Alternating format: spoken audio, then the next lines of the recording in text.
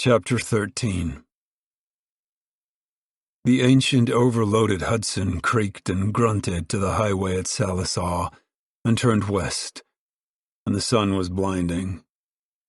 But on the concrete road, Al built up his speed because the flattened springs were not in danger anymore. From Salisaw to Gore is 21 miles, and the Hudson was doing 35 miles an hour. From Gore to Warner, 13 miles. Warner to Shakota, 14 miles. Shakota a long jump to Henrietta, 34 miles, but a real town at the end of it. Henrietta to Castle, 19 miles, and the sun was overhead, and the red fields, heated by the high sun, vibrated the air. Al, at the wheel, his face purposeful, his whole body listening to the car, his restless eyes jumping from the road to the instrument panel. Al was one with his engine, every nerve listening for weaknesses, for the thumps or squeals, hums and chattering that indicate a change that may cause a breakdown. He had become the soul of the car. Grandma beside him on the seat half slept and whimpered in her sleep, opened her eyes to peer ahead and then dozed again. And Ma sat beside Grandma, one elbow out of the window, and the skin reddening under the fierce sun. Ma looked ahead too, but her eyes were flat and did not see the roads or the fields, the gas stations, the little eating sheds. She did not glance at them as the Hudson went by. Al shifted himself on the broken seat and changed his grip on the steering wheel. And he sighed, "Makes a racket, but I think she's all right. God knows what she'll do if we gotta climb a hill with the load we got. Got any hills between here and California, Ma?" Ma turned her head slowly, and her eyes came to life. "Seems to me they's hills," she said. "Course, I don't know, but seems to me I heard they's hills and even mountains, big ones." Grandma drew a long whining sigh in her sleep. Al said, "We'll burn right up if we got climbing to do. Have to throw out some of this stuff. Maybe we shouldn't have brang that preacher." "You'll be glad for that preacher for we're through," said Ma. "That preacher'll help us." She looked ahead at the gleaming road again. Al steered with one hand and put the other on the vibrating gearshift lever. He had difficulty in speaking. His mouth formed the words silently before he said them aloud.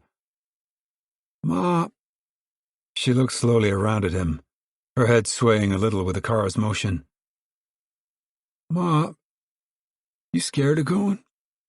You scared of going to a new place?" Her eyes grew thoughtful and soft. "A little," she said. "Only it ain't like scared so much. I'm just a-settin' here, waitin'. When something happens that I got to do something, I'll do it. Ain't you thinking what it's going to be like when we get there? Ain't you scared it won't be nice like we thought?" "No," she said quickly. "No, I ain't. You can't do that. I can't do that. It's too much, living too many lives. Up ahead there's 1,000 lives we might live. But when it comes, it'll only be one. If I go ahead on all of them, it's too much. You gotta live ahead 'cause you're so young, but it's just the road going by for me. And it's just how soon they gonna want to eat some more pork bones." Her face tightened. "That's all I can do. I can't do no more. All the rest would get upset if I done any more than that. They all depend on me just thinking about that." Grandma yawned shrilly and opened her eyes. She looked wildly about. "I gotta get out, praise God," she said. "First clump of brush?" said Al. "There's one up ahead." "Brush or no brush, I gotta get out, I tell you." And she began to whine. "I gotta get out, I gotta get out." Al speeded up, and when he came to the low brush, he pulled up short. Ma threw the door open and half pulled the struggling old lady out beside the road and into the bushes, and Ma held her so Grandma would not fall when she squatted. On top of the truck, the others stirred to life. Their faces were shining with sunburn they could not escape. Tom and Casey and Noah and Uncle John let themselves wearily down. Ruthie and Winfield swarmed down the sideboards and went off into the bushes. Connie helped Rose of Sharon gently down. Under the canvas, Grandpa was awake, his head sticking out, but his eyes were drugged and watery and still senseless. He watched the others, but there was little recognition in his watching. Tom called to him. "Want to come down, Grandpa?" The old eyes turned listlessly to him. "No," said Grandpa. For a moment the fierceness came into his eyes. "I ain't a-goin', I'll tell you. Gonna stay like Muley." And then he lost interest again. Ma came back, helping Grandma up the bank to the highway. "Tom," she said, "get that pan of bones under the canvas in back. We gotta eat something." Tom got the pan and passed it around, and the family stood by the roadside, gnawing the crisp particles from the pork bones. "Sure lucky we bring these along," said Pa. "Get so stiff up there can't hardly move. Where's the water?" "Ain't it up with you?" Ma asked. "I set out that gallon jug." Pa climbed the sides and looked under the canvas. "It ain't here. We must have forgot it." Thirst set in instantly. Winfield moaned, "I want a drink. I want a drink." The men licked their lips, suddenly conscious of the thirst, and a little panic started. Al felt the fear growing. "We'll get water first service station we come to. We need some gas, too." The family swarmed up the truck sides. Ma helped Grandma in and got in beside her. Al started the motor and they moved on. Castle to Payton, 25 miles, and the sun past the zenith had started down, and the radiator cap began to jiggle up and down and steam started to wish out. Near Payton there was a shack beside the road and 2 gas pumps in front of it, and beside a fence, a water faucet and a hose. Al drove in and nosed the Hudson up to the hose. As they pulled in, a stout man, red of face and arms, got up from a chair behind the gas pumps and moved toward them. He wore brown corduroys and suspenders and a polo shirt, and he had a cardboard sun helmet, painted silver on his head. The sweat beaded on his nose and under his eyes and formed streams in the wrinkles on his neck. He strolled toward the truck, looking truculent and stern. "You folks aim to buy anything? Gasoline or stuff?" he asked. Al was out already, unscrewing the steaming radiator cap with the tips of his fingers, jerking his hand away to escape the spurt when the cap should come loose. "Need some gas, mister?" "Got any money?" "Sure. Think we're begging?" The truculence left the fat man's face. "Well, that's all right, folks. Help yourself to water." And he hastened to explain. "Road is full of people come in, use water, dirty up the toilet, and then, by God, they'll steal stuff and don't buy nothing. Got no money to buy with. Come begging a gallon of gas to move on." Tom dropped angrily to the ground and moved toward the fat man. "We're paying our way," he said fiercely. "You got no call to give us a going over. We ain't asked you for nothing." "I ain't," the fat man said quickly. The sweat began to soak through his short-sleeved polo shirt. "Just help yourself to water and go use the toilet if you want." Winfield had got the hose.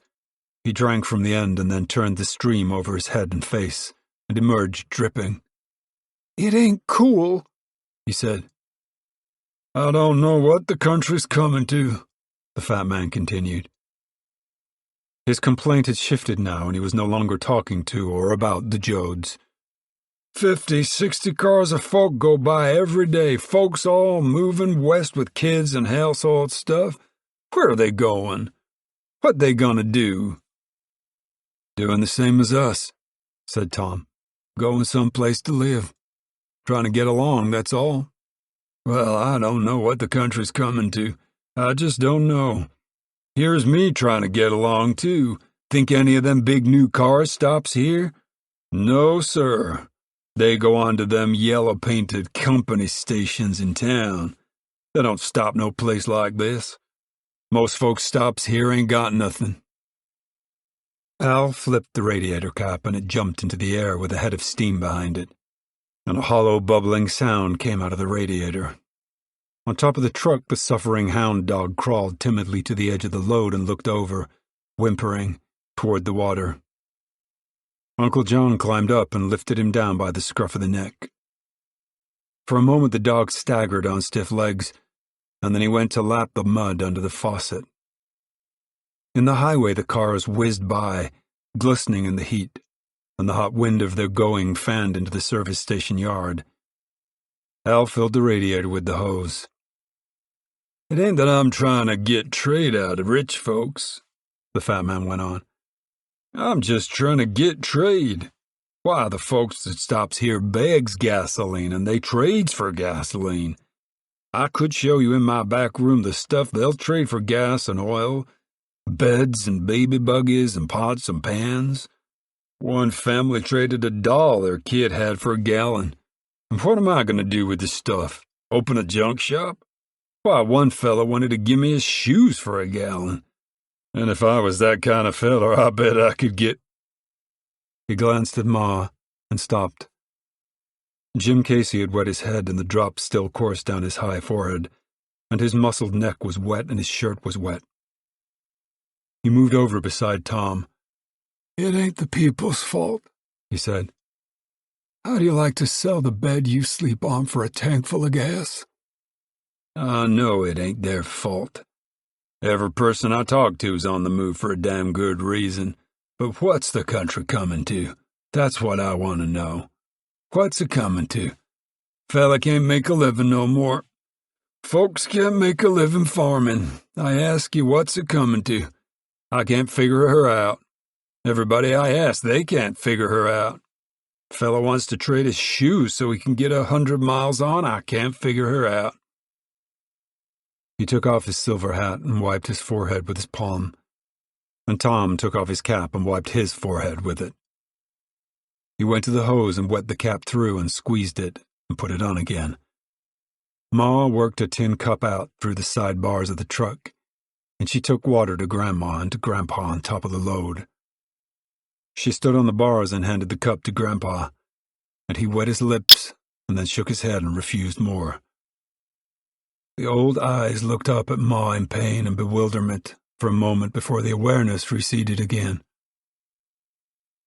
Al started the motor and backed the truck to the gas pump. "Fill her up? She'll take about 7, said Al. "We'll give her 6 so she don't spill none." The fat man put the hose in the tank. "No, sir," he said. "I just don't know what the country's coming to.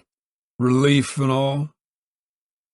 Casey said, "I've been walking around in the country. Everybody's asking that. What we coming to? Seems to me we don't never come to nothing. Always on the way. Always going and going. Why don't folks think about that? There's movement now. People moving.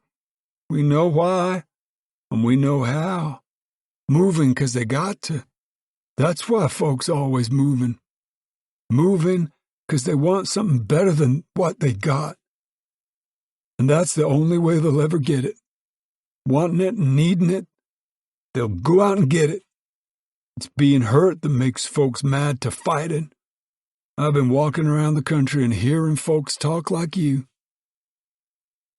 The fat man pumped the gasoline and the needle turned on the pump dial, recording the amount.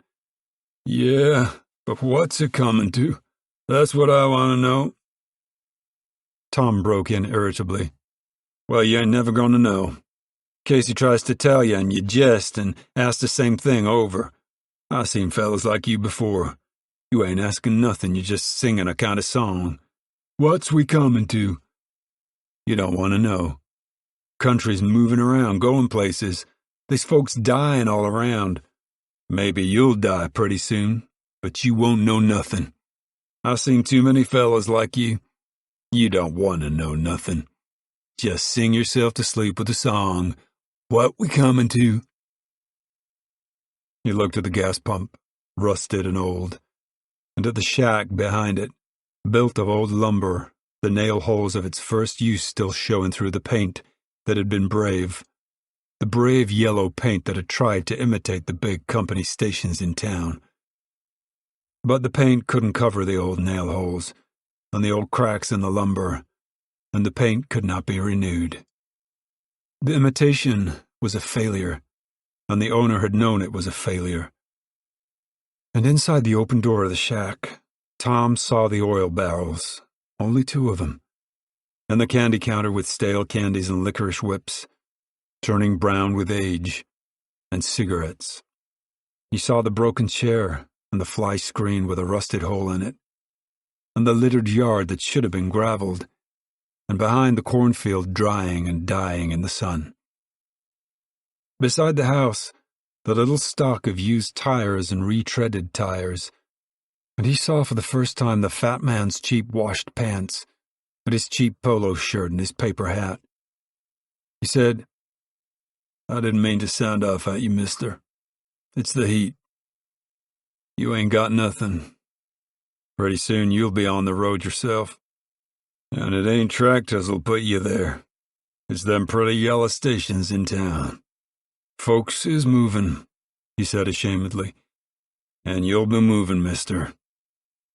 The fat man's hand slowed on the pump and stopped while Tom spoke. He looked worriedly at Tom. "How'd you know?" he asked helplessly. "How'd you know we was already talking about packing up and moving west?" Casey answered him. "It's everybody," he said. "Here's me that used to give all my fight against the devil 'cause I figured the devil was the enemy. But there's something worse than the devil got hold of the country, and it ain't gonna let go till it's chopped loose. Ever see one of them Gila monsters take hold, mister? Grabs hold and you chop him in two and his head hangs on. Chop him at the neck and his head hangs on. Gotta take a screwdriver and pry his head apart to get him loose. And while he's laying there, poison is dripping and dripping into the hole he's made with his teeth." He stopped and looked sideways at Tom. The fat man stared hopelessly straight ahead. His hand started to turn the crank slowly. "I don't know what we're coming to," he said softly. Over by the water hose, Connie and Rose of Sharon stood together talking secretly. Connie washed the tin cup and felt the water with his finger before he filled the cup again. Rose of Sharon watched the cars go by on the highway. Connie held out the cup to her. "This water ain't cool, but it's wet," he said. She looked at him and smiled secretly. She was all secrets now she was pregnant. Secrets and little silences that seemed to have meanings. She was pleased with herself, and she complained about things that didn't really matter. And she demanded services of Connie that were silly, and both of them knew they were silly. Connie was pleased with her, too, and filled with wonder that she was pregnant. He liked to think he was in on the secret she had. When she smiled slyly, he smiled slyly, too, and they exchanged confidences in whispers. The world had drawn close around them, and they were in the center of it. Or rather, Rose of Sharon was in the center of it, with Connie making a small orbit around her. Everything they said was a kind of secret. She drew her eyes from the highway.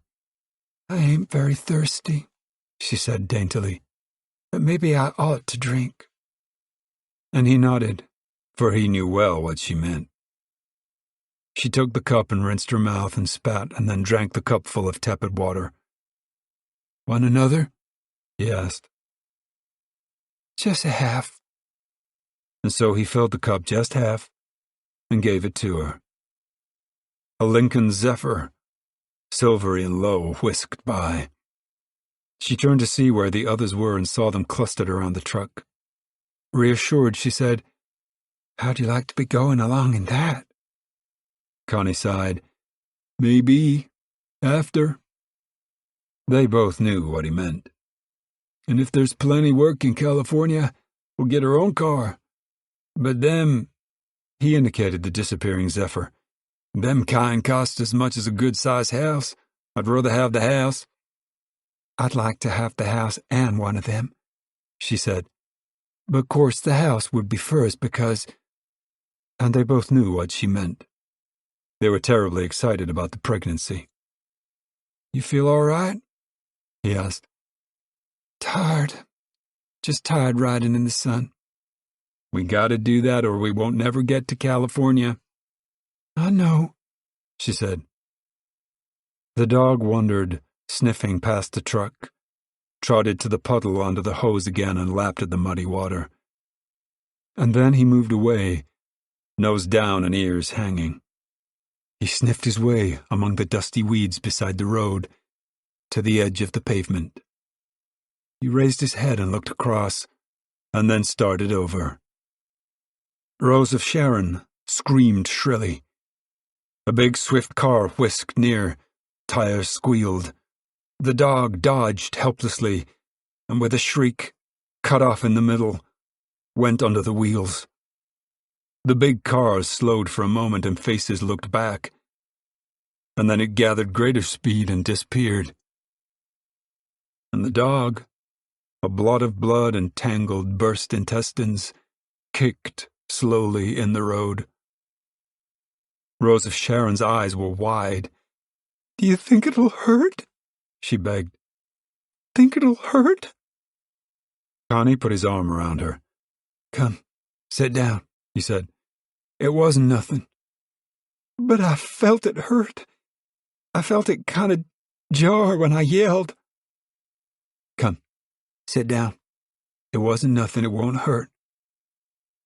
He led her to the side of the truck away from the dying dog and set her down on the running board. Tom and Uncle John walked out to the mess. The last quiver was going out of the crushed body. Tom took it by the legs and dragged it to the side of the road. Uncle John looked embarrassed, as though it were his fault. "I ought to have tied him up," he said. Pa looked down at the dog for a moment, and then he turned away. "Let's get out of here," he said. "I don't know how we was gonna feed him anyways. Just as well, maybe." The fat man came from behind the truck. "I'm sorry, folks," he said. "A dog just don't last no time near a highway. I had 3 dogs run over in a year. Don't keep none no more." And he said, "Don't you folks worry none about it. I'll take care of him. Bury him out in the cornfield."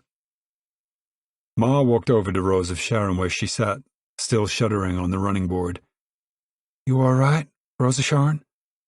she asked. "You feeling poorly?" "I seen that. Give me a start." "I heard you yip," said Ma. "Get yourself laced up now." "You suppose it might have hurt?" "No," said Ma.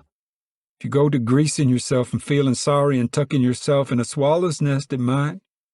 Rise up now, and help me get Grandma comfortable. Forget that baby for a minute. He'll take care of himself." "Where is Grandma?" Rose of Sharon asked. "I don't know. She's around here somewheres. Maybe in the outhouse." The girl went toward the toilet, and in a moment she came out helping Grandma along. "She went to sleep in there," said Rose of Sharon. Grandma grinned. "It's nice in there," she said. "They got a patent toilet in there and the water comes down. I like it in there," she said contentedly. "Would have took a good nap if I wasn't woke up."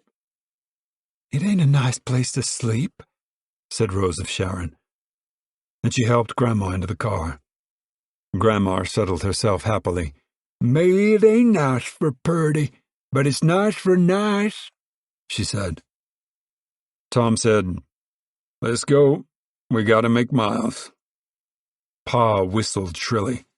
Now, where'd them kids go? He whistled again, putting his fingers in his mouth. In a moment they broke from the cornfield, Ruthie ahead and Winfield trailing her. "Eggs!" Ruthie cried. "I got soft eggs!" She rushed close with Winfield close behind. "Look!" A dozen soft grayish-white eggs were in her grubby hand, and as she held up her hand, her eyes fell upon the dead dog beside the road. "Oh," she said. Ruthie and Winfield walked slowly toward the dog. They inspected him. Pa called to them. "Come on, you, unless you want to get left." They turned solemnly and walked toward the truck. Ruthie looked once more at the gray reptile eggs in her hand, and then she threw them away. They climbed up the side of the truck. "His eyes were still open," said Ruthie in a hushed tone. But Winfield gloried in the scene. He said boldly, "His guts was just strode all over, all over." He was silent for a moment. "Strode all over," he said, and then he rolled over quickly and vomited down the side of the truck. When he sat up again, his eyes were watery and his nose running. "It ain't like killing pigs," he said in explanation. Al had the hood of the Hudson up, and he checked the oil level. He brought a gallon can from the floor of the front seat and poured a quantity of cheap black oil into the pipe and checked the level again. Tom came beside him. "Want I should take her a piece?" he asked. "I ain't tired," said Al. "Well, you didn't get no sleep last night. I took a snooze this morning. Get up there on top, I'll take her." "All right," Al said reluctantly. "But watch the oil gauge pretty close. Take her slow, and I've been watching for a short. Take a look at the needle now and then. If she jumps to discharge, it's short. And take her slow, Tom. She's overloaded." Tom laughed. "I'll watch her," he said. "You can rest easy." The family piled on top of the truck again. Ma settled herself beside Grandma in the seat, and Tom took his place and started the motor. "Sure is loose," he said. And he put it in gear and pulled away down the highway. The motor droned along steadily and the sun receded down the sky in front of them. Grandma slept steadily, and even Ma dropped her head forward and dozed. Tom pulled his cap over his eyes to shut out the blinding sun. Paden to Meeker is 13 miles. Meeker to Hara is 14 miles. And then Oklahoma City, the big city. Tom drove straight on. Ma waked up and looked at the streets as they went through the city. And the family, on top of the truck, stared about at the stores, the big houses, and the office buildings. And then the buildings grew smaller and the stores smaller. The wrecking yards and hot dog stands, the out-city dance halls. Ruthie and Winfield saw it all, and it embarrassed them with its bigness and its strangeness, and it frightened them with the fine-clothed people they saw. They did not speak of it to each other. Later they would, but not now. They saw the oil derricks in the town, on the edge of town, oil derricks black, and the smell of oil and gas in the air. But they didn't exclaim. It was so big and so strange it frightened them. In the street, Rose of Sharon saw a man in a light suit. He wore white shoes and a flat straw hat. She touched Connie and indicated the man with her eyes, and then Connie and Rose of Sharon giggled softly to themselves, and the giggles got the best of them. They covered their mouths, and it felt so good that they looked for other people to giggle at. Ruthie and Winfield saw them giggling, and it looked such fun that they tried to do it too. But they couldn't. The giggles wouldn't come. But Connie and Rose of Sharon were breathless and red with stifling laughter before they could stop. It got so bad that they had only to look at each other to start over again. The outskirts were widespread, Tom drove slowly and carefully in the traffic, and then they were on 66, the Great Western Road, and the sun was sinking on the line of the road. The windshield was bright with dust.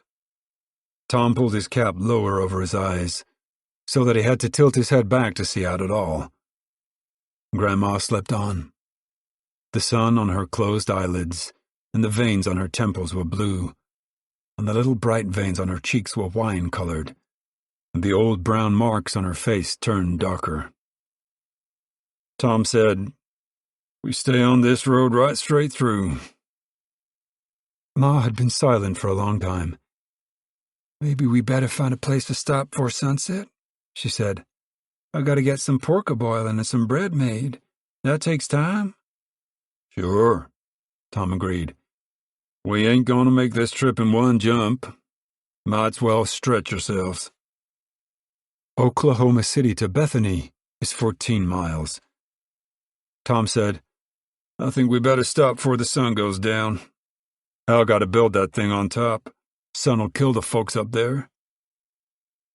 Ma had been dozing again. Her head jerked upright. "Gotta get some supper cooking," she said. And she said, "Tom, your pa told me about you crossing the state line." He was a long time in answering. "Yeah? What about it, Ma?" "Well, I'm scared about it. It'll make you kind of running away. Maybe they'll catch you." Tom held his hand over his eyes to protect himself from the lowering sun. "Don't you worry," he said. "I figured her out. There's lots of fellas out on parole, and there's more going in all the time. If I get caught for anything else out west, well, then they got my picture and my prints in Washington.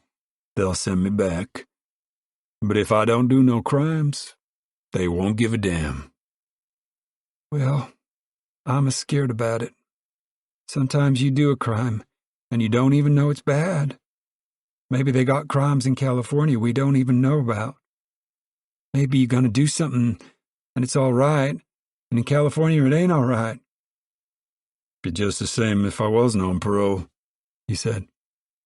"Only if I get caught, I get a bigger jolt than other folks." "Now you quit a-worrying," he said. "We got plenty to worry about without you figuring out things to worry about." "Can't help it," she said. "Minute you cross the line, you done a crime." "Well, that's better than sticking around Salisaw and starving to death," he said. "We better look out for a place to stop." They went through Bethany and out on the other side. In a ditch where a culvert went under the road, an old touring car was pulled off the highway, and a little tent was pitched beside it, and smoke came out of a stovepipe through the tent. Tom pointed ahead. "There's some folks camping. Looks like as good a place as we seen." He slowed his motor and pulled to a stop beside the road. The hood of the old touring car was up, and the middle-aged man stood looking down at the motor. He wore a cheap straw sombrero, a blue shirt, and a black spotted vest, and his jeans were stiff and shiny with dirt. His face was lean, and the deep cheek lines great furrows down his face, so that his cheekbones and chin stood out sharply. He looked up at the Joad truck, and his eyes were puzzled and angry. Tom leaned out of the window. "Any law against folks stopping here for the night?" The man had seen only the truck. His eyes focused down on Tom. "I don't know," he said. "We only stopped here because we couldn't get no further." "Any water here?" The man pointed to a service station shack about a quarter of a mile ahead. "They's worded there if they'll let you take a bucket off." Tom hesitated. "Well, you suppose we could camp down alongside?" The lean man looked puzzled. "We don't own it," he said. "We only stopped here 'cause this goddamn old trap wouldn't go no further." Tom insisted. "Anyways, you're here, and we ain't. You got a right to say if you want neighbors or not." The appeal to hospitality had an instant effect. The lean face broke into a smile. "Why, Sure, come on off the road. Proud to have you. And he called, Sari, there's some folks going to stay with us. Come on out and say how do you do. Sari ain't well, he added. The tent flaps opened and a wizened woman came out, a face wrinkled as a dried leaf, and eyes that seemed to flame in her face, black eyes that seemed to look out of a well of horror. She was small and shuddering. She held herself upright by a tent flap, and the hand holding onto the canvas was a skeleton covered with wrinkled skin. When she spoke, her voice had a beautiful low timbre, soft and modulated, and yet with ringing overtones.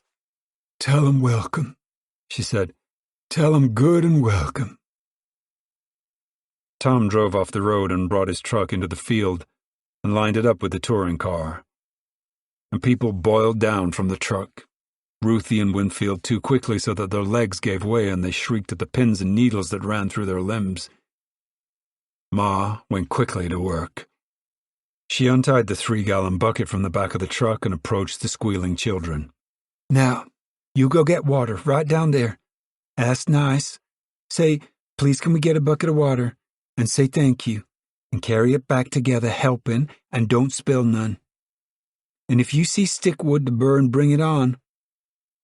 The children stamped away toward the shack. By the tent, a little embarrassment had set in, and social intercourse had paused before it started. Pa said, You ain't Oklahoma folks. And Al, who stood near the car, looked at the license plates. Kansas, he said. The lean man said, Galena, or right about there. Wilson. Ivy Wilson. We're Joads, said Pa. We come from right near Salisaw. Well, we're proud to meet you folks, said Ivy Wilson. Sari, this is Joads. I knowed you wasn't Oklahoma folks. You talk queer, kinda. That ain't no blame, you understand? Everybody says words different, said Ivy. Arkansas folks says 'em different, and Oklahoma folks says 'em different. And we seen a lady from Massachusetts, and she said 'em differentest of all. Couldn't hardly make out what she was saying. Noah and Uncle John and the preacher began to unload the truck. They helped Grandpa down and set him on the ground, and he sat limply, staring ahead of him.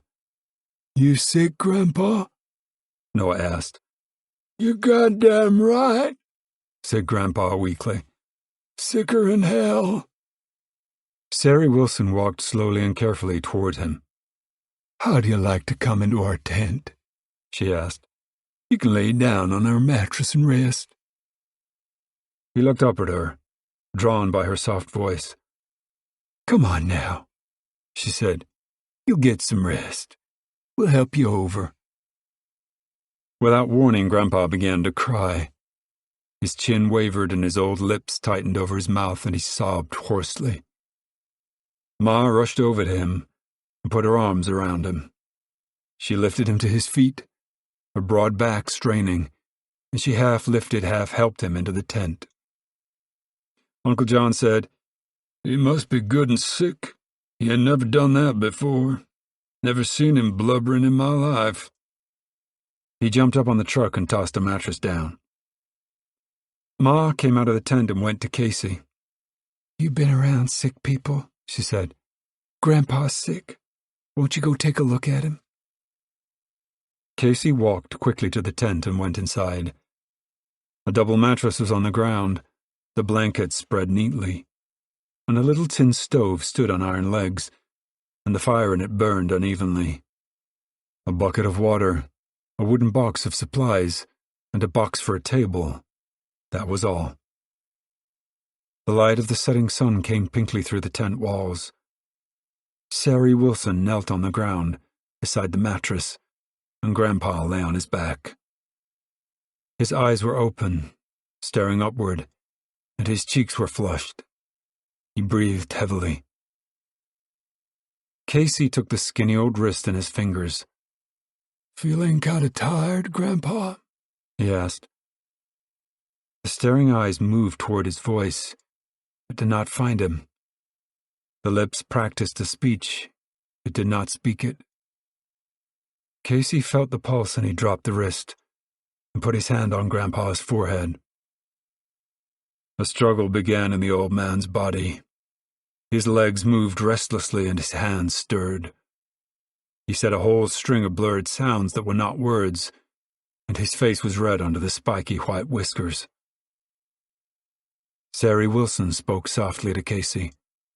"Know what's wrong?" He looked up at the wrinkled face and the burning eyes. "Do you?" "I think so." "What?" Casey asked. "Might be wrong. I wouldn't like to say." Casey looked back at the twitching red face. "Would you say maybe he's working up a stroke?" "I'd say that," said Sari. "I seen it 3 times before." From outside came the sounds of camp making, wood chopping, and the rattle of pans. Ma looked through the flaps. "Grandma wants to come in. Would she better?" The preacher said, "She'll just fret if she don't." "Think he's all right?" Ma asked. Casey shook his head slowly. Ma looked quickly down at the struggling old face with blood pounding through it. She drew outside and her voice came through. "He's all right, Grandma. He's just taking a little rest." And Grandma answered sulkily, "Well, I want to see him. He's a tricky devil. He would never let you know." And she came scurrying through the flaps. She stood over the mattresses and looked down. "What's the matter with you?" she demanded of Grandpa. And again his eyes reached toward her voice and his lips writhed. "He's sulking," said Grandma. "I told you he was tricky. He was going to sneak away this morning so he wouldn't have to come. And then his hip got a-hurtin'," she said disgustedly. "He's just sulking. I seen him when he wouldn't talk to nobody before." Casey said gently, "He ain't sulking, Grandma. He's sick." "Oh." She looked down at the old man again. "Sick bad, you think?" "Pretty bad, Grandma." For a moment she hesitated uncertainly. "Well," she said quickly, "why ain't you praying? You're a preacher, ain't you?" Casey's strong fingers blundered over to Grandpa's wrist and clasped around it. "I told you, Grandma, I ain't a preacher no more." "Pray anyway," she ordered. "You know all this stuff by heart." "I can't," said Casey. "I don't know what to pray for or who to pray to." Grandma's eyes wandered away and came to rest on Sari. "You won't pray," she said. "Did I ever tell you how Ruthie prayed when she was a little skinner? Says, 'Now I lay me down to sleep. I pray the Lord my soul to keep.' And when she got there, the cupboard was bare, and so the poor dog got none. Amen. That's just what she done." The shadow of someone walking between the tent and the sun crossed the canvas. Grandpa seemed to be struggling. All his muscles twitched, and suddenly he jarred as though under a heavy blow. He lay still, and his breath was stopped. Casey looked down at the old man's face and saw that it was turning a blackish purple. Sari touched Casey's shoulder. She whispered, "His tongue. His tongue. His tongue." Casey nodded. "Get in front of Grandma." He pried the tight jaws apart and reached into the old man's throat for the tongue. As he lifted it clear, a rattling breath came out, and a sobbing breath was indrawn. Casey found a stick on the ground and held down the tongue with it, and the uneven breath rattled in and out. Grandma hopped about like a chicken. "Pray," she said. "Pray, you. Pray, I tell you." Sari tried to hold her back. "Pray, God damn you." Grandma cried. Casey looked up at her for a moment. The rasping breath came louder and more unevenly. Our Father, who art in heaven, hallowed be thy name. Glory, shouted Grandma. Thy kingdom come, thy will be done on earth as it is in heaven. Amen. A long gasping sigh came from the open mouth, and then a crying release of air. Give us this day our daily bread, and forgive us. The breathing had stopped. Casey looked down into Grandpa's eyes, and they were clear and deep and penetrating, and there was a knowing, serene look in them. Hallelujah, said Grandma. Go on.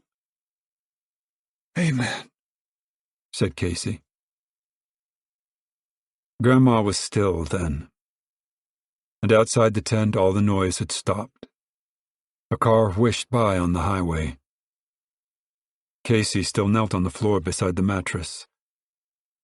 The people outside were listening, standing quietly intent on the sounds of dying. Sari took Grandma by the arm and led her outside, and Grandma moved with dignity and held her head high. She walked for the family and held her head straight for the family. Sari took her to a mattress lying on the ground and set her down on it. And Grandma looked straight ahead, proudly, for she was on show now. The tent was still, and at last Casey spread the tent flaps with his hands and stepped out. Pa asked softly, What was it? Stroke, said Casey. A good quick stroke. Life began to move again. The sun touched the horizon and flattened over it. And along the highway there came a long line of huge freight trucks with red sides. They rumbled along, putting a little earthquake in the ground, and the standing exhaust pipes sputtered blue smoke from the diesel oil. One man drove each truck, and his relief man slept in a bunk high up against the ceiling. But the trucks never stopped. They thundered day and night, and the ground shook under their heavy march. The family became a unit. Pa squatted down on the ground, and Uncle John beside him. Pa was the head of the family now. Ma stood behind him. Noah and Tom and Al squatted, and the preacher sat down, and then reclined on his elbow. Connie and Rose of Sharon walked at a distance. Now Ruthie and Winfield clattered up with a bucket of water held between them, felt the change, and they slowed up and set down the bucket, and moved quietly to stand with Ma. Grandma sat proudly, coldly, until the group was formed, until no one looked at her, and then she lay down and covered her face with her arm. The red sun set and left a shining twilight on the land, so that faces were bright in the evening, and eyes shone in reflection of the sky. The evening picked up light where it could. Pa said, It was in Mr. Wilson's tent. Uncle John nodded. He loaned his tent. Fine, friendly folks, Pa said softly. Wilson stood by his broken car, and Sari had gone to the mattress to sit beside Grandma, but Sari was careful not to touch her. Pa called, Mr. Wilson? The man scuffed near and squatted down, and Sari came and stood beside him. Pa said, We're thankful to you folks. We're proud to help, said Wilson. We're beholden to you, said Pa. There's no beholden in a time of dying, said Wilson. And Sari echoed him. Never no beholden.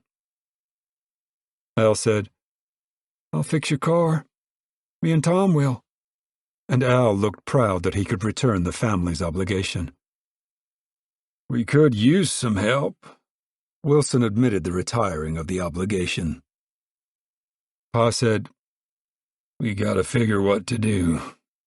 They's laws.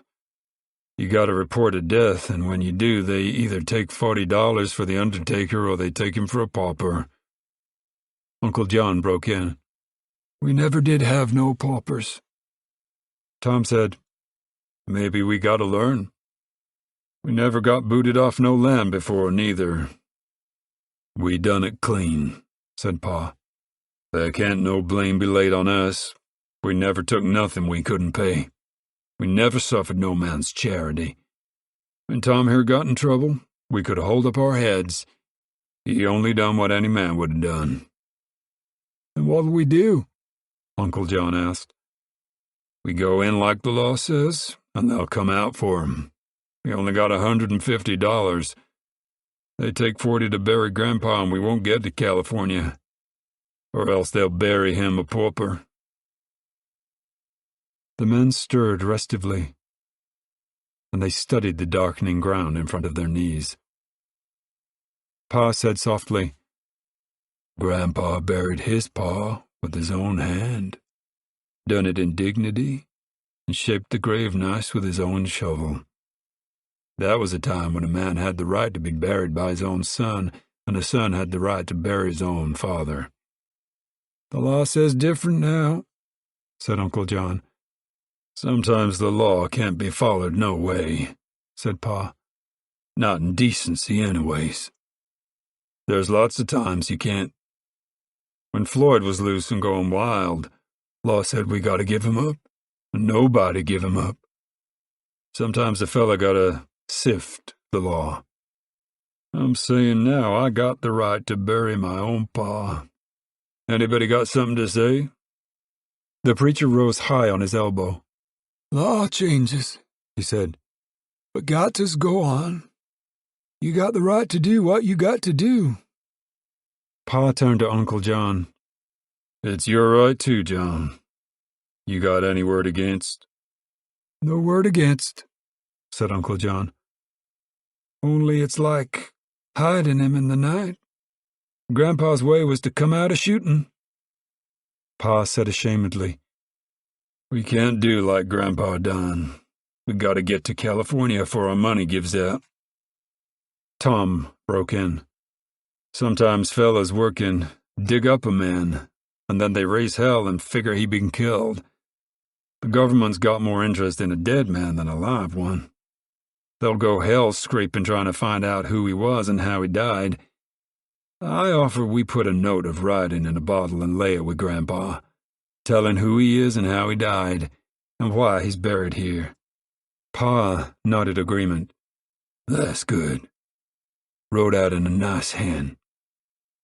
Be not so lonesome, too, knowing his name is there with him, not just a old fella lonesome on the ground. Any more stuff to say? The circle was silent. Pa turned his head to Ma. You'll lay him out? I'll lay him out, said Ma. But who's to get supper? Sari Wilson said, I'll get supper. You go right ahead. Me and that big girl of yourn. We sure thank you, said Ma. Noah, you get into them kegs and bring out some nice pork. Salt won't be deep in it yet, but it'll be right nice eatin'. We got half a sack of potatoes, said Sari. Ma said, Give me $2 Pa dug in his pocket and gave her the silver. She found the basin, filled it full of water, and went into the tent. It was nearly dark in there. Sari came in and lighted a candle and stuck it upright on a box, and then she went out. For a moment, Ma looked down at the dead old man, and then, in pity, she tore a strip from her own apron and tied up his jaw. She straightened his limbs, folded his hands over his chest. She held his eyelids down and laid a silver piece on each one. She buttoned his shirt and washed his face. Sari looked in, saying, Can I give you any help? Ma looked slowly up. Come in, she said. I'd like to talk to you. "That's a good big girl you got," said Sari. "She's right in peeling potatoes. What can I do to help?" "I was gonna wash Grandpa all over," said Ma, "but he got no other clothes to put on. Of course your quilt's spoiled. Can't never get the smell of death from a quilt. I seen a dog growl and shake at a mattress my ma died on, and that was 2 years later. We'll wrap him in your quilt. We'll make it up to you. We got a quilt for you." Sari said, "You shouldn't talk like that. We're proud to help. I ain't felt so safe in a long time. People needs to help." Ma nodded. "They do," she said. She looked long into the old whiskery face, with its bound jaw and silver eyes shining in the candlelight. "He ain't gonna look natural. We'll wrap him up." "The old lady took it good." "Why, she's so old," said Ma. "Maybe she don't even rightly know what happened. Maybe she won't really know for quite a while. Besides, us folks takes a pride holding in. My pa used to say, anybody can break down. It takes a man not to. We always try to hold in."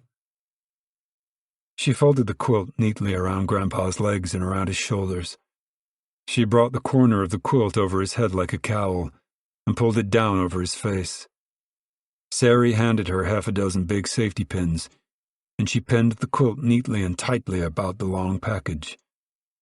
At last she stood up. "It won't be a bad burying," she said. "We got a preacher to see him in, and his folks is all around." Suddenly she swayed a little, and Sari went to her and steadied her. "It's sleep," Ma said in a shamed tone. "No, I'm all right. We've been so busy getting ready, you see." "Come out in the air," Sari said. "Yeah, I'm all done here." Sari blew out the candle and the two went out. A bright fire burned in the bottom of the little gulch, and Tom with sticks and wire had made supports from which 2 kettles hung and bubbled furiously, and good steam poured out under the lids. Rose of Sharon knelt on the ground out of range of the burning heat, and she had a long spoon in her hand. She saw a Ma coming out of the tent, and she stood up and went to her. "Ma," she said, "I gotta ask." "Scared again?" Ma asked.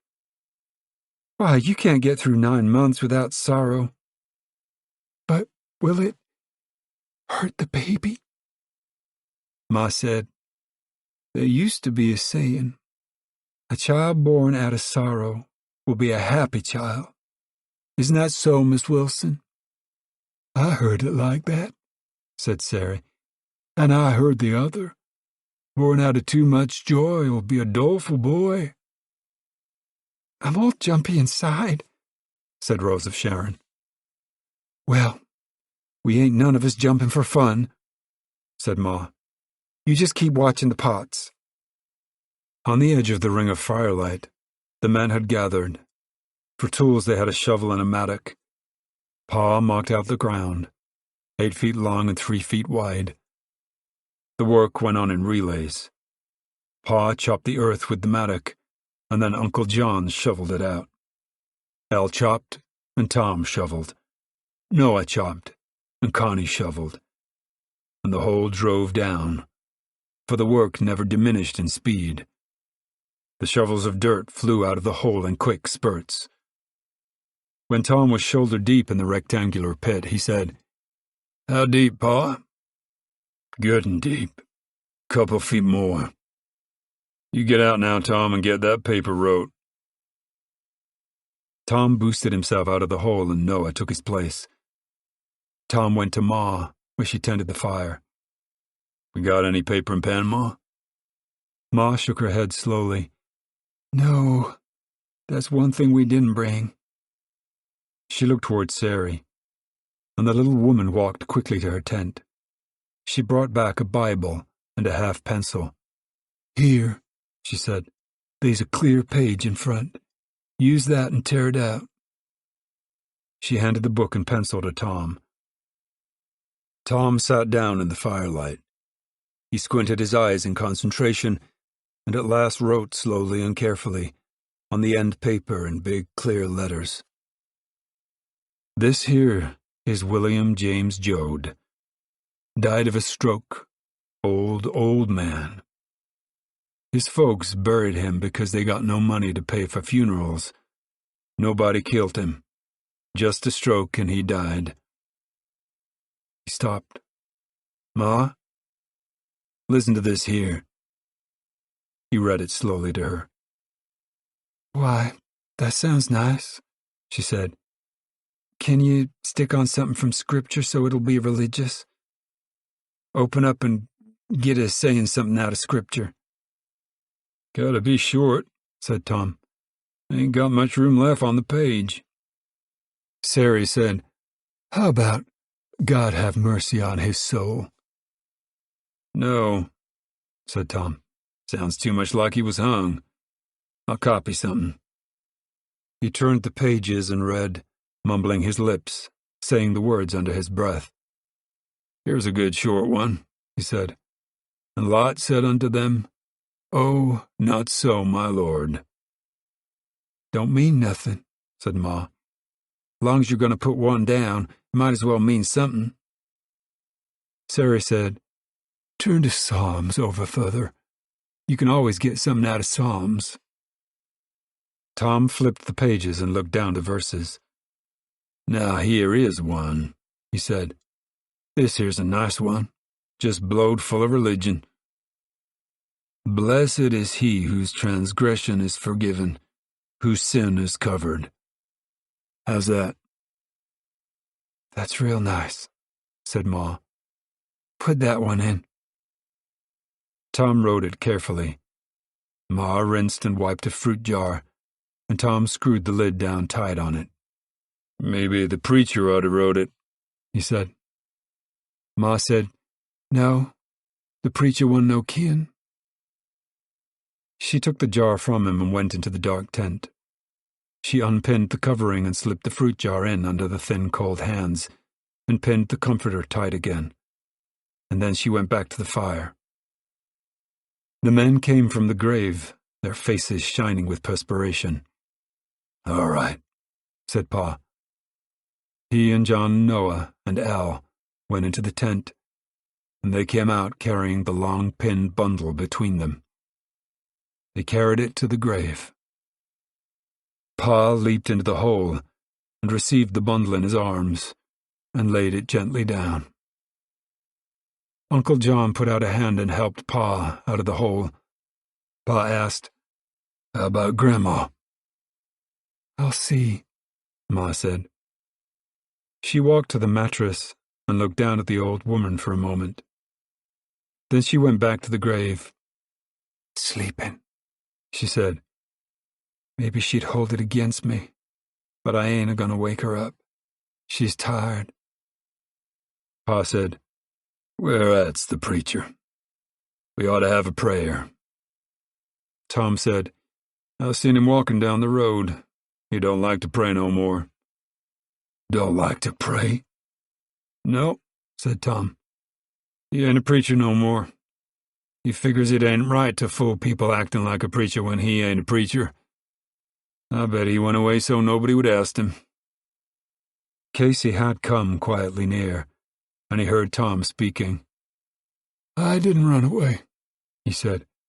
"I'll help you folks, but I won't fool you." Pa said, "Won't you say a few words? Ain't none of our folks ever been buried without a few words." "I'll say 'em," said the preacher. Connie led Rose of Sharon to the graveside, she reluctant. "You gotta go," Connie said. "It ain't decent not to. It'll just be a little." The firelight fell on the grouped people, showing their faces and their eyes, dwindling on their dark clothes. All the hats were off now. The light danced, jerking over the people.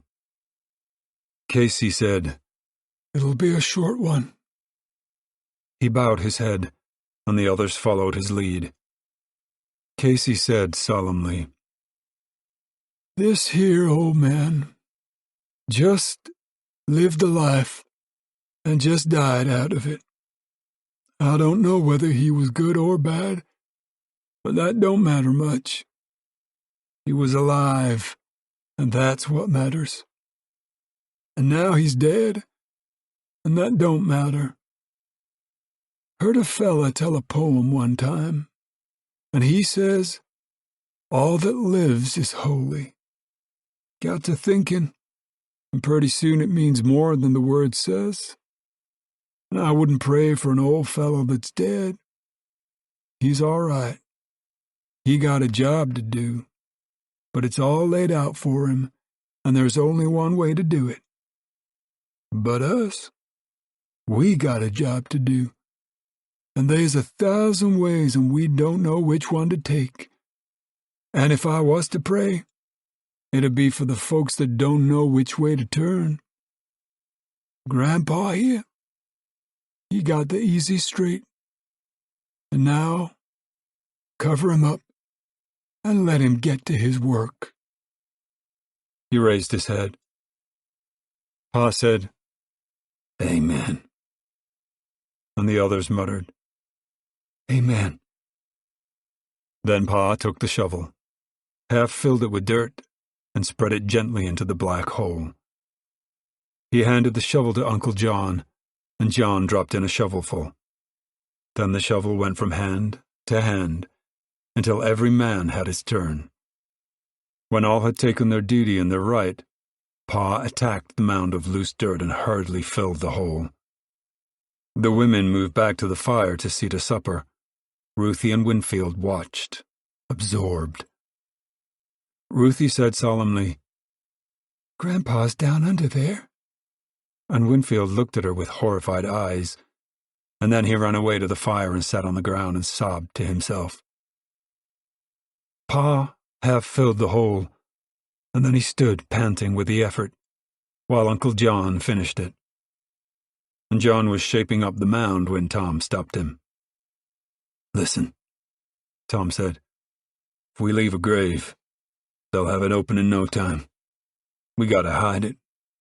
Level her off and we'll strew dry grass. We gotta do that."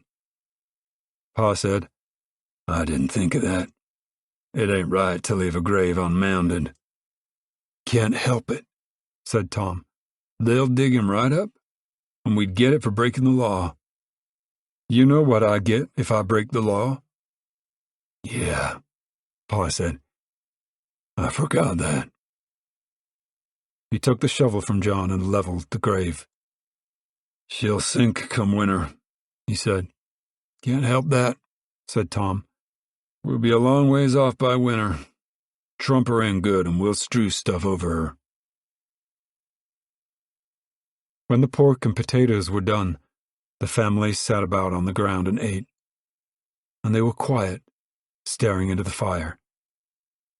Wilson, tearing a slab of meat with his teeth, sighed with contentment. "Nice eating pig," he said. "Well," Pa explained, "we had a couple of shoats and we thought we might as well eat 'em.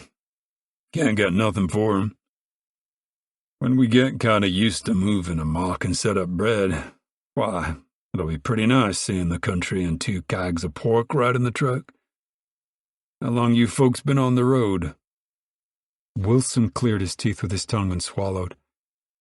"We ain't been lucky," he said. "We've been 3 weeks from home." "Why, God almighty, we aim to be in California in 10 days or less." Al broke in. "I dunno, Pa. With that load we're packing, we maybe ain't going to get there. Not if they's mountains get over." They were silent about the fire. Their faces were turned downward and their hair and foreheads showed in the firelight. Above the little dome of the firelight the summer stars shone thinly, and the heat of the day was gradually withdrawing. On her mattress away from the fire, Grandma whimpered softly like a puppy. The heads of all turned in her direction. Ma said, "Rosa Sharn, Like a good girl, go lay down with Grandma. She needs somebody now. She's knowing now. Rose of Sharon got to her feet and walked to the mattress and lay beside the old woman, and the murmur of their soft voices drifted to the fire. Rose of Sharon and Grandma whispered together on the mattress. Noah said, "Funny thing is, losing Grandpa ain't made me feel no different than I done before. I ain't no sadder than I was."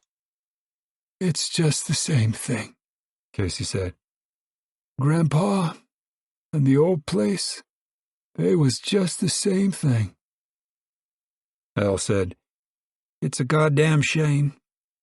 He been talking what he's gonna do, how he's gonna squeeze grapes over his head and let the juice run in his whiskers and all stuff like that." Casey said, "He was fooling all the time. I think he knowed it. And Grandpa didn't die tonight. He died the minute you took him off the place." "You sure of that?" Pa cried. "Why, no. Oh, he was breathing," Casey went on. "But he was dead. He was that place, and he knowed it." Uncle John said, "Did you know he was a-dying?" "Yeah," said Casey. "I knowed it." John gazed at him, and a horror grew in his face. "And you didn't tell nobody?" "What good?" Casey asked. We might have did something." "What?" "I don't know, but—" "No," Casey said. "You couldn't have done nothing. Your way was fixed, and Grandpa didn't have no part in it. He didn't suffer none, not after first thing this morning. He's just staying with the land. He couldn't leave it." Uncle John sighed deeply. Wilson said, "We had to leave my brother Will." The heads turned toward him. "Him and me had 40s side by side. He's older than me. Neither one ever drove a car. Well, we went in and we sold everything. Will, he bought a car, and they give him a kid to show him how to use it. So the afternoon 'fore we're gonna start, Will and Aunt Minnie go a-practicing. Will, he comes to a bend in the road and he yells, 'Whoa!' and yanks back and he goes through a fence. And he yells, 'Whoa, you bastard!' and tromps down on the gas and goes over into a gulch. And there he was. Didn't have nothing more to sell and didn't have no car. But it were his own damn fault, praise God. He's so damn mad he won't come along with us. Just sat there a-cussin' and a-cussin'. What's he gonna do?" "I dunno. He's too mad to figure, and we couldn't wait. Only had $85 to go on. We couldn't set and cut it up, but we had it up anyways. Didn't go 100 miles when a tooth in the rear end bust and cost $30 to get her fixed. And then we gotta get a tire, and then a spark plug cracked, and Sarah got sick. Had to stop 10 days. And now the goddamn car is bust again and money's getting low. I don't know when we'll ever get to California. If I could only fix a car, but I don't know nothing about cars." Al asked importantly, "What's the matter?" "Well, she just won't run. Starts and farts and stops. In a minute she'll start again, and then before you can get her going, she peters out again." "Runs a minute and then dies?" "Yes, sir, and I can't keep her going no matter how much gas I give her. Got worse and worse, and now I can't get her moving at all." Al was very proud and mature then. "I think you got a plugged gas line. I'll blow her out for you." And Pa was proud too. "He's a good hand with a car," Pa said. "Well, I'll sure thank you for a hand. I sure will. Makes a fella kind of feel like a little kid when he can't fix nothing. When we get to California, I aim to get me a nice car. Maybe she won't break down. Pa said, "When we get there. Getting there's the trouble." "Oh, but she's worth it," said Wilson. "Why, I seen handbills how they need folks to pick fruit and good wages. Why, just think how it's going to be under them shady trees a picking fruit and taking a bite every once in a while. Why, hell, they don't care how much you eat 'cause they got so much. And with them good wages, maybe a fella can get hisself a piece of land and work out for extra cash. Why, hell, in a couple of years, I bet a fella could have a place of his own." Pa said, "We seen them handbills. I got one right here."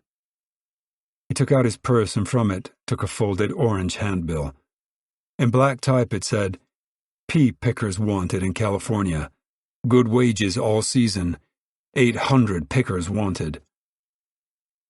Wilson looked at it curiously. "Why, that's the one I seen, the very same one. You suppose maybe they got all 800 already?" Pa said, "This is just one little part of California. Why, that's the second biggest state we got. Suppose they did get all them 800. They's plenty places else. I'd rather pick fruit anyways. Like you says, under them trees and picking fruit. Why, even the kids would like to do that." Suddenly Al got up and walked to the Wilsons' touring car. He looked in for a moment and then came back and sat down. "You can't fix her tonight," Wilson said. "I know. I'll get to her in the morning." Tom had watched his younger brother carefully. "I was thinking something like that myself," he said. Noah asked, "What you two fellas talking about?" Tom and Al were silent, each waiting for the other. "You tell him," Al said finally. "Well, maybe it's no good, and maybe it ain't the same thing Al's thinking. There she is anyways. We got an overload, but Mr. and Miss Wilson ain't. If some of us folk could ride with them and take some of their light stuff in the truck, we wouldn't break no springs and we could get up hills, and me and Al both knows about a car, so we could keep that car a-rolling. We'd keep together on the road and it'd be good for everybody." Wilson jumped up. "Why, sure. Why, we'd be proud. We certainly would. You hear that, Sari?" "It's a nice thing," said Sari. "Wouldn't be a burden on you folks." "No, by God," said Pa. "Wouldn't be no burden at all. You'd be helping us." Wilson settled back uneasily. "Well, I don't know. What's the matter? Don't you want her?" "Well, you see, I only got about $30 left, and I won't be no burden." Ma said, "You won't be no burden. Each'll help each, and we'll all get to California. Sari Wilson helped lay Grandpa out." And she stopped. The relationship was plain. Al cried, "That car'll take 6 easy. Say me to drive and Rosa, Sharon, and Connie and Grandma. Then we'll take the big light stuff and pile her on the truck, and we'll trade off ever so often." He spoke loudly, for a load of worry was lifted from him. They smiled shyly and looked down at the ground. Pa fingered the dusty earth with his fingertips. He said, "Ma favors a white house with oranges growing around. There's a big picture on a calendar she's seen." Sari said, "If I get sick again, you gotta go on and get there. We ain't a-going to burden." Ma looked carefully at Sari, and she seemed to see for the first time the pain-tormented eyes and the face that was haunted and shrinking with pain. And Ma said, "We gonna see you get through. You said yourself, you can't let help go unwanted." Sari studied her wrinkled hands in the firelight. "We gotta get some sleep tonight." She stood up. "Grandpa, it's like he's dead a year," Ma said. The families moved lazily to their sleep, yawning luxuriously. Ma sloshed the tin plates off a little and rubbed the grease free with a flour sack. The fire died down and the stars descended. Few passenger cars went by on the highway now, but the transport trucks thundered by at intervals and put little earthquakes in the ground. In the ditch, the cars were hardly visible under the starlight. A tied dog howled at the service station down the road. The families were quiet and sleeping. And the field mice grew bold and scampered about among the mattresses. Only Sari Wilson was awake. She stared into the sky and braced her body firmly against pain.